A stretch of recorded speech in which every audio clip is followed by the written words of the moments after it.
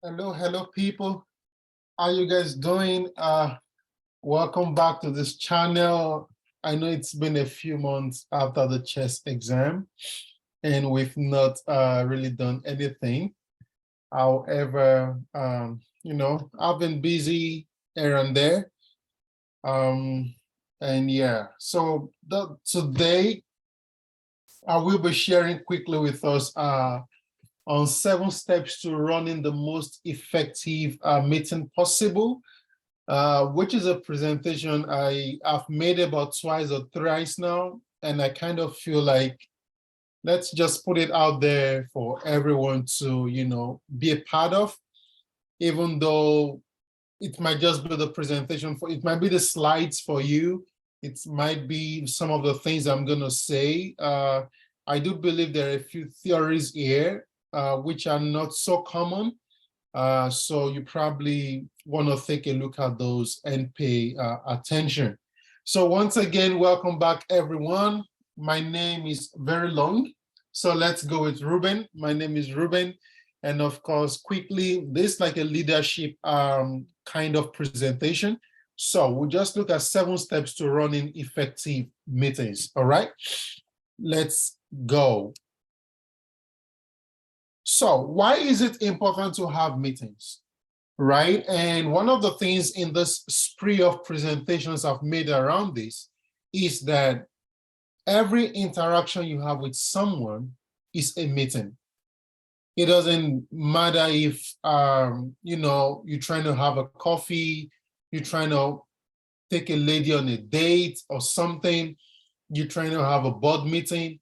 All of those interactions, they are meetings. In fact, it doesn't necessarily have to do with the number of people in that space, right? It's called the meeting. So why do we have meetings? We have meetings to help solve problems, to make decisions, to brainstorm, to build relationships, to build strong communication, and to boost productivity. Now, one of the most important reasons for me as a person why I would want to have a meeting with anyone would honestly be to boost productivity. Now, in the professional space, you solve problems, we make new decisions, we reevaluate decisions, right? We brainstorm on ideas. All of those things boils down to one thing and one thing alone. All of these things boils down to boosting productivity, all right? Having better outcomes, having better effective outputs. That's why we have meetings. Okay, so what are the 7 steps to running effective meetings according to Forbes? So there is a certain article that was released by Forbes, I think about 2 years ago, and it's all about how to run effective meetings. If you need the article, you can reach out to me, or you can simply go on Google and look out for that and look out for that. All right, so what are the 7 steps to running an effective meeting? Quickly. Number 1, you have to make a clear objective. All right, so what is an objective? An objective is a short, concise, specific goal. All right, it's a short, concise, written statement. This is what we are going to do, and this is how we are going to do it, or this is how we propose to do it. So you make a clear objective, and in that clear objective is what I would normally call a meeting agenda. All right, so I've said to people in the past or recently, if you've been asked to attend the meeting and the meeting has no agenda, I can guarantee you that it's not going to be effective. There's going to be a lot of time wasting. There's going to be a lot of deliberations without action. All right, so make a clear objective in terms of setting a meeting agenda. Now, if you're a leader and you're watching this, just don't make agendas. Let the people who are going to be in the meeting have the agendas beforehand. All right. I know we've run meetings years ago where agendas were not so much important for us to give out to the participants, right?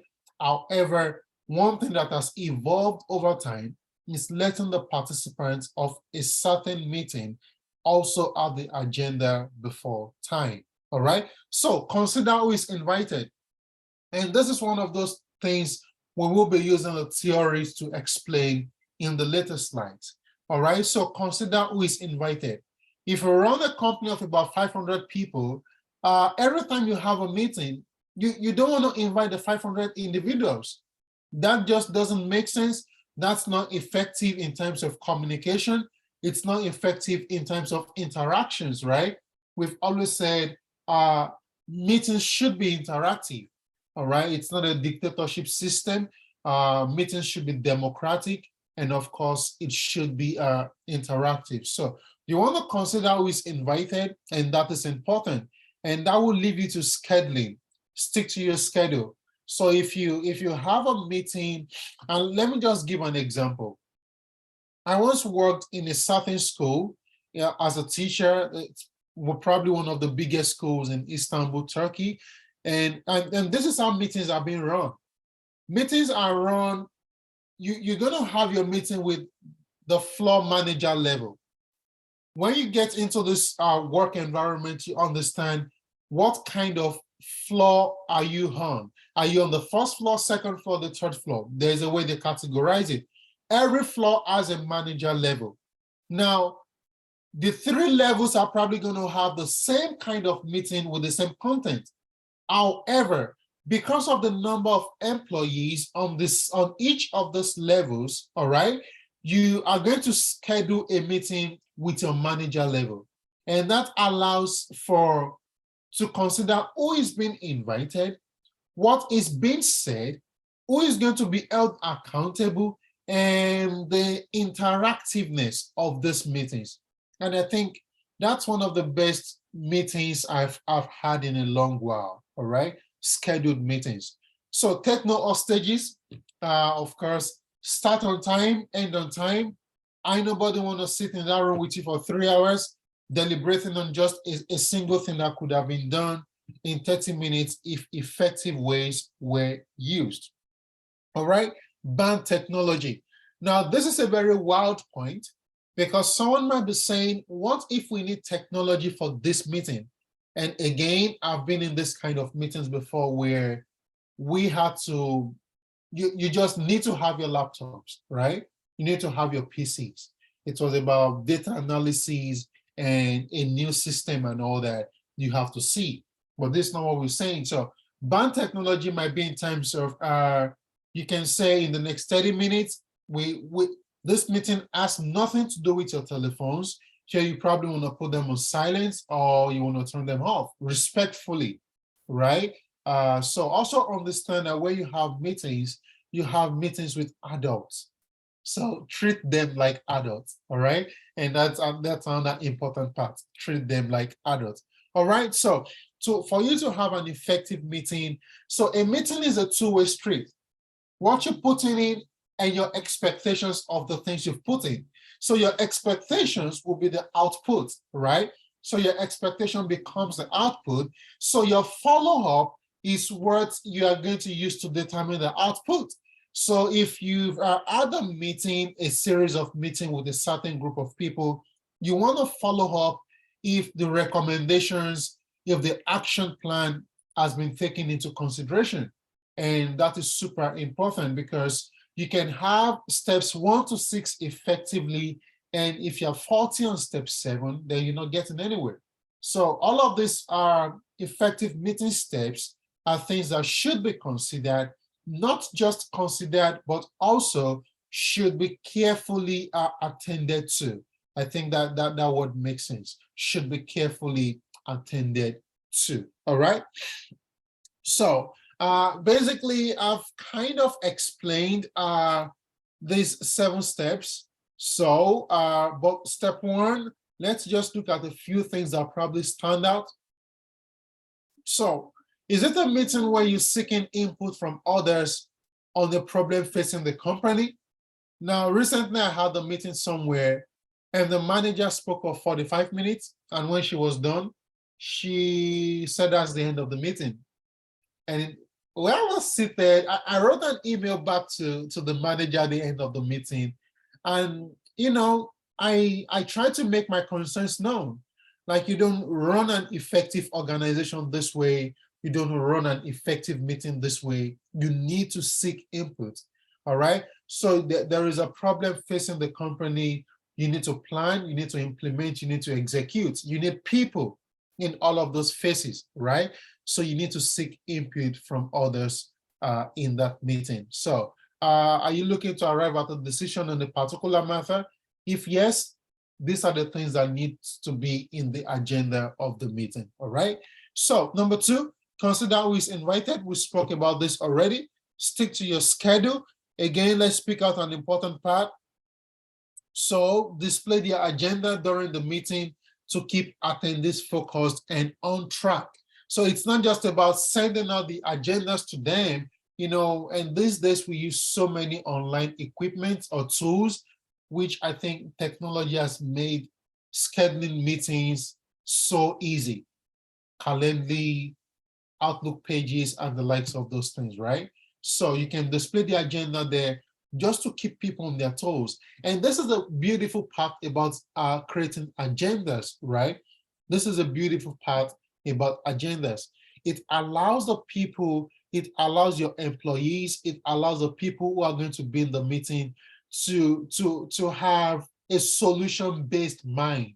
They know what the problem is, but the agenda doesn't say what the solution is. So their task before the meeting is to brainstorm individually about the solutions.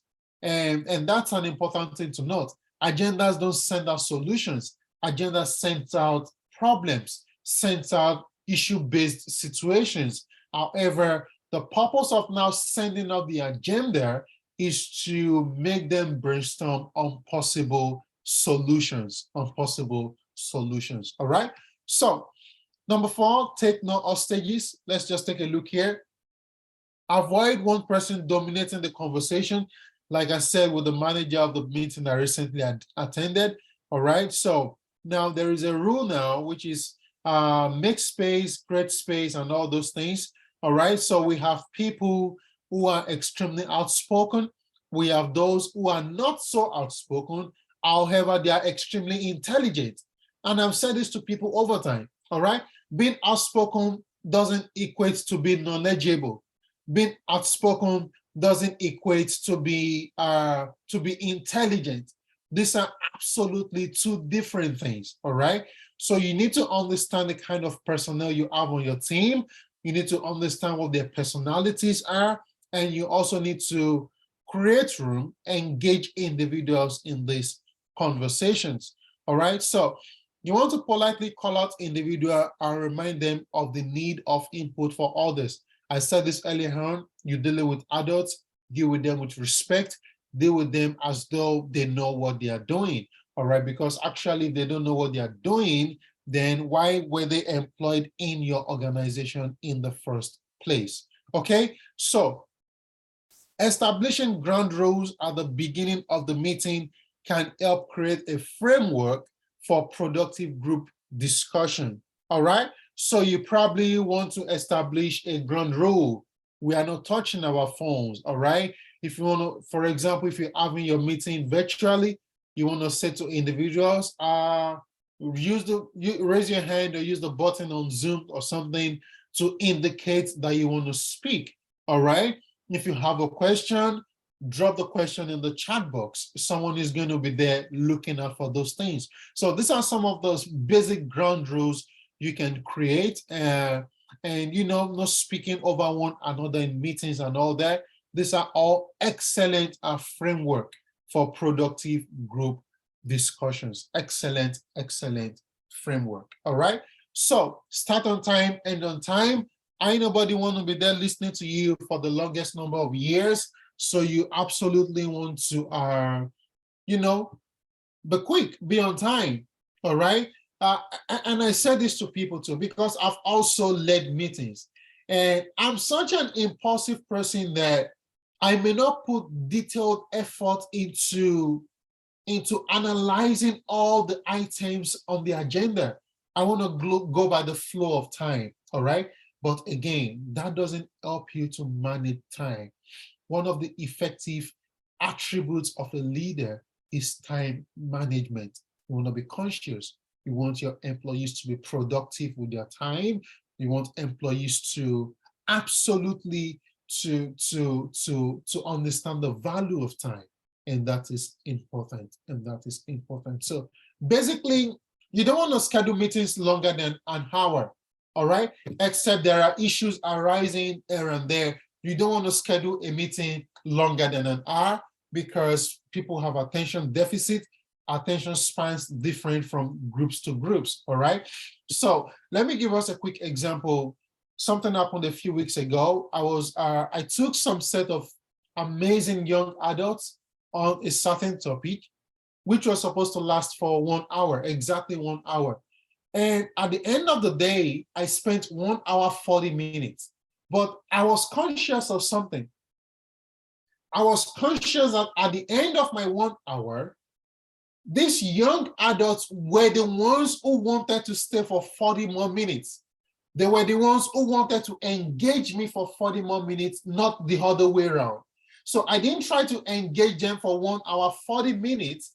I engaged them for the time frame that I had, and they wanted to engage me for 40 minutes. Those are two different things. And you just have to pay attention to that. You have to pay attention to that, all right?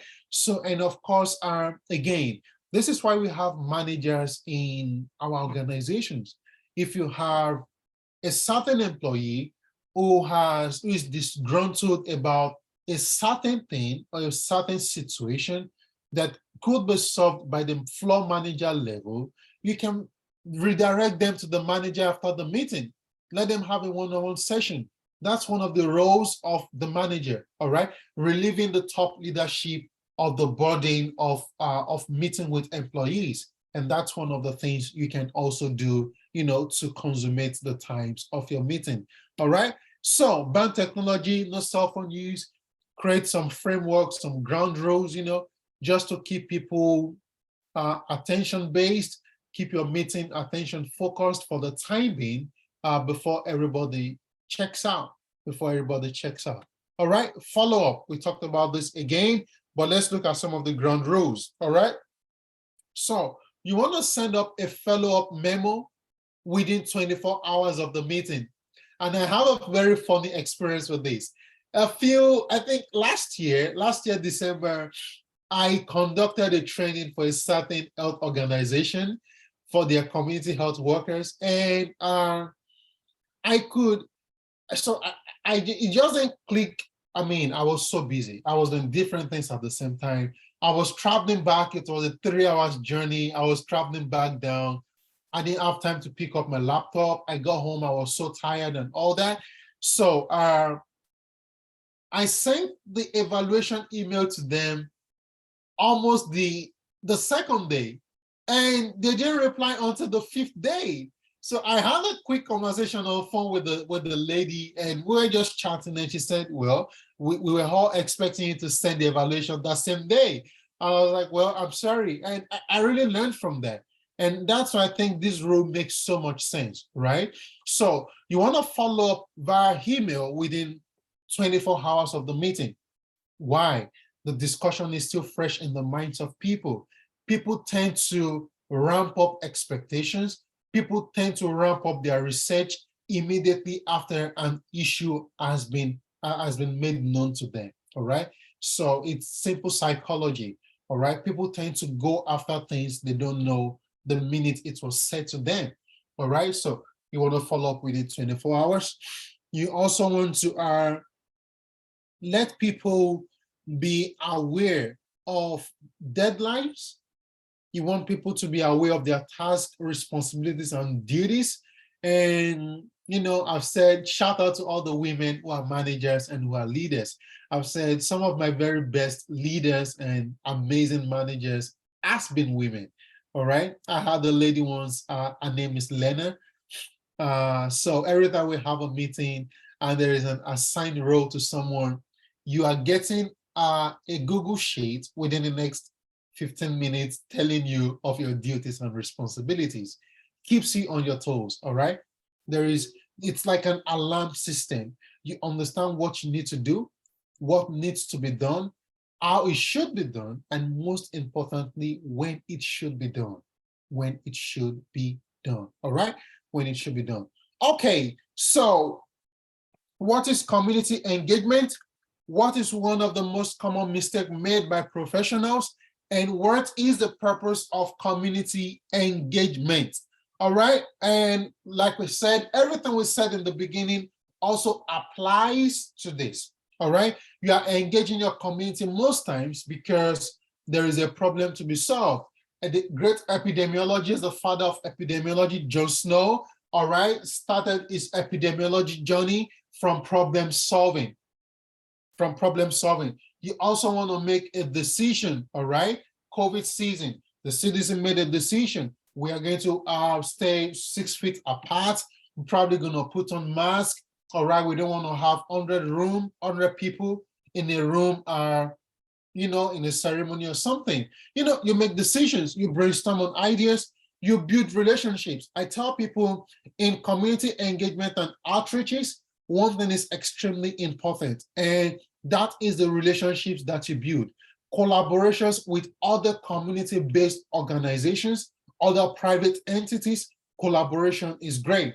It is great. You are not always going to have the answer alone. And that's one thing I'm here to tell you. Your organization, no matter how big you are, you need to collaborate with someone. You need to have a kind of partnership with some people. And part of our relationship comes with communication. Relationships are based off communications. And of course, all of those things boost productivity. So, all right. Well, these are some of the things. Let's see. If you can, you're looking at the screen. So leadership is the activity of guiding a group of people or an organization by establishing a clear vision and sharing that vision with others so they can follow willingly. And that talks about influence, all right? You're taking the lead role, a lead position, and you are influencing people in the same order. That's the simple summary of what leadership is, okay? So we're going to probably leave those 2 slides alone and look at the next 3 and finish here, okay? So what are some of the leadership theories and their impact in conducting effective meetings? And their impact in conducting effective meetings, all right? So I have created 3 leadership theories here. The first one is the stages of discussion model. The second one is the situational leadership theory. And of course, the third one, which is very similar to the second one, is the contingency model of leadership. The contingency model of leadership, all right? Contingency model of leadership. Let's see, what are the stages of discussion model? Number 1, every leader, everyone who is anchoring a meeting, leading a meeting, you want to understand that there are 3 basic stages, all right? That there are 3 basic stages in the model. You want to understand that there are 3 basic stages in the model. And of course, the first one is the opening model. The second one is a narrowing model. And of course, the last one is the closing part. So either you call these things model or phases, whichever one is right. So the opening phase is where you generate multiple ideas and you get clarification on them. So you open up a meeting and different people are giving different ideas. And remember, for this kind of model to work, people must have seen what the agenda is. They've seen what the problem is. They've seen what the issues are. They have also created solutions and ideas in their mind. And this allows you to be a step ahead. So in this kind of model, in this opening phase, ideas are known already. And all you are doing now is spilling them out and getting clarifications on them if need be. And of course, the second one is narrowing. So information has been gathered, organized. So you want to look out for duplicate ideas. And you know, one of the things that really happens in meetings is that we go for meetings and people will be like, you ask someone, do you have something to say? They will say, oh no, Charles just said what I wanted to say. All right. So that's the duplication of ideas we're talking about. And it happens everywhere. Absolutely. It happens everywhere. You know, our minds can be similar on some days. So yeah, absolutely. So you want to look at those ideas that have been duplicated. You want to combine similar ideas, and you want to evaluate your options. So those are the three basic things, or three or four things you do in the narrowing. You want to eliminate duplicated ideas. You want to combine similar ideas, or you want to evaluate what your options are. What your options are. Okay. So closing, the closing phase. This is a part where you make decisions. You conclude on what the priorities are. You conclude on what you are sending out as reminders.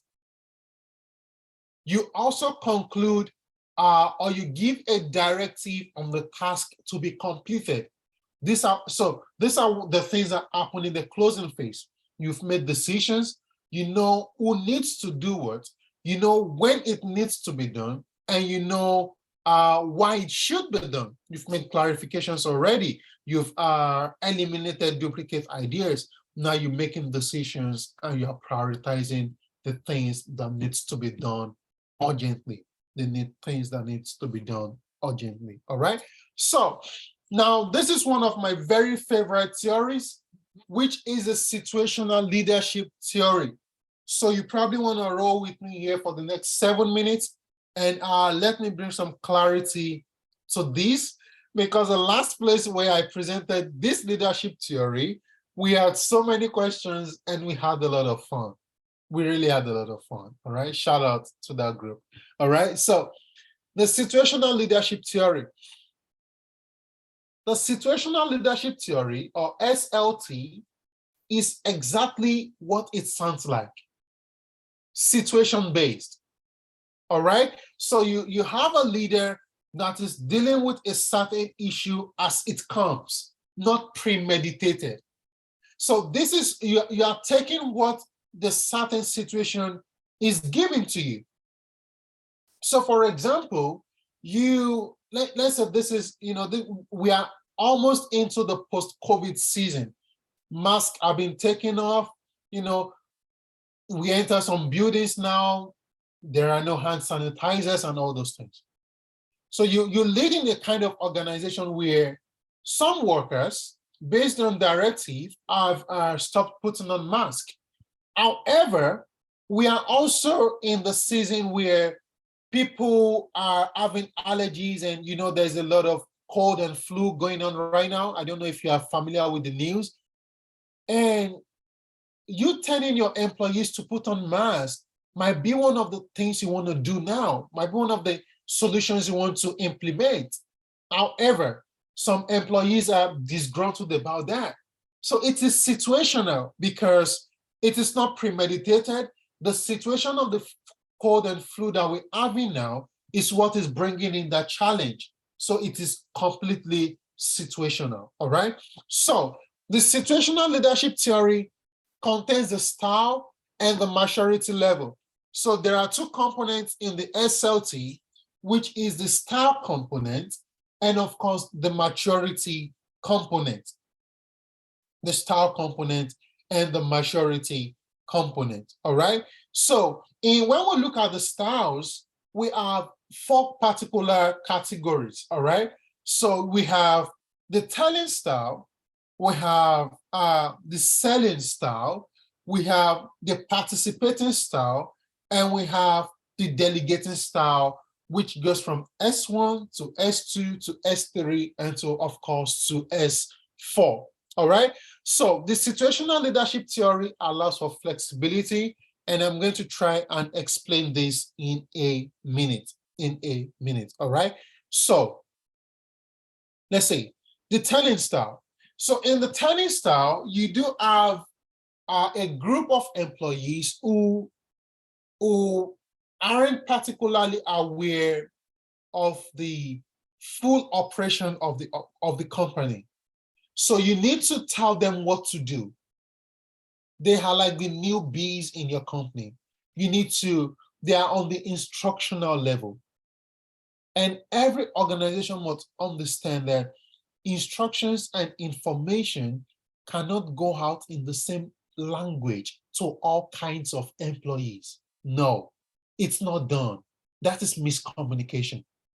Instructions, communications, things that needs to be done cannot be done with the same tone and the same level of communication to all kinds of employees.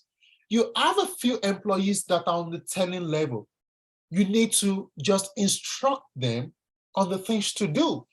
You need to instruct them on the things to do. And that is important that we recognize that. So when you have a telling level, what you're going to have is M1, the maturity level 1, which we'll just do back and forth. Okay. So the selling part. So the selling group, of course, they are the group that they are willing. In your organization, you have enthusiastic people. Oh, what are we doing?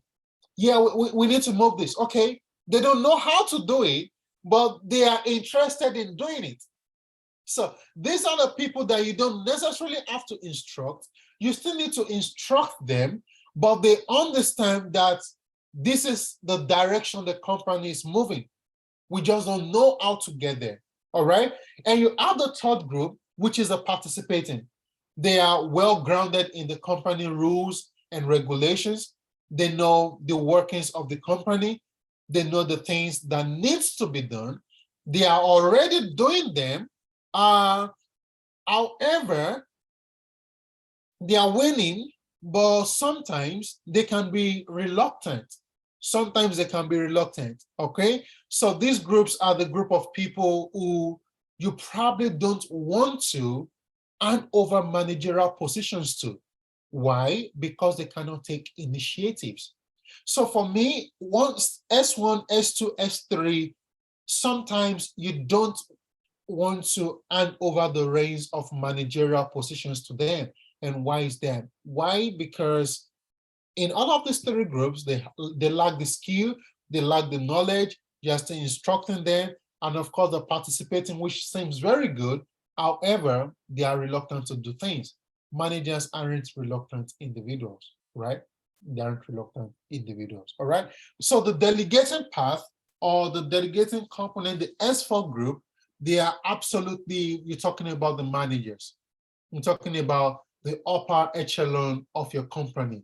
They know what to do. They are the ones instructing, they are the ones directing, and they are the ones monitoring, or if you want to call it supervising S1 to S3, okay?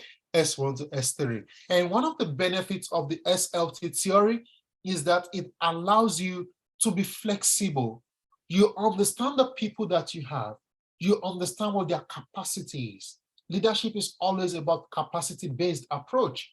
You understand what their capacity is, you understand what they can do, how they can do it, and if they have the wherewithal to do it. So SLT allows for flexibility. So remember, we said SLT is style-based and maturity-based. We just talked about the style. Now let's look at the maturity component. The maturity component goes from M1 to M4. You have the group members that lack the knowledge, the skills, and the capacity. And that is a people who match with the telling. So you have to tell them the things to do. You need to explain to them like they're newborn babies, like, hey, you need to put the cereal or the milk in the cereal, one of the two. All right, so M2, group members are willing, but they lack skills. They are enthusiastic. They are high energy individuals, and every organization needs them. You need high energy people, all right? But they lack the skills, they lack the knowledge, they lack the skill set to just make it happen. Of course, a group 3, they are willing, they have the skills, they know what to do. They are just reluctant. They need a little bit of motivation, and That's one of the reasons why I say one of the best leadership theory is the motivational theory. We are not going to do that here, but it's one of the greatest tools a leader can have. All right. So the group 4, they are highly skilled, willing to complete the task. They know what to do. They can direct people. They can supervise your S1 to S3 group or your M1 to M3 maturity group. All right. Again, this allows for flexibility on all fronts. So you see what we're talking about here on this pyramid. M1 is equal to S1. Their maturity level is low, and the S1 represents selling. You have to tell them what to do. Telling rather. S2 is selling. You have to motivate them. You have to point them in the right direction, not necessarily instruct them. All right. S3, they are participating. They just need motivation because they have the skill set, they have the abilities and the strength to carry out the activities or the duties assigned to them. And of course, the M4 is the delegating. They can be your supervisors, they can be your managers, they can be your evaluators and all that for the prior groups of people. All right, so the contingency postulates that the leader is only effective when their leadership style fits the situation. So the contingency model simply postulates that when you have a situation, and situations are always going to be different. So you want to be so dynamic in the things you do that you can easily fit into all of the situations that you come across, okay? A leader must find the style most suitable to the situation at hand. Meetings and circumstances are assessed on the relationship between the leader and the employee, how the leader sets up the task, and the power dynamics between the leader and the employees as well. All right, so these are some of the references. You can ask me for this PowerPoint presentation slide. I can send it over to you. You can leave your email in the comments and all that, and I will reach out to you. All right, from Ruben, once again, I hope you learned a few things here. Happy to be back, and we'll probably release more of chess videos on the coming episodes. See you guys again. Stay safe out there, and absolutely enjoy your summer. Absolutely enjoy your summer.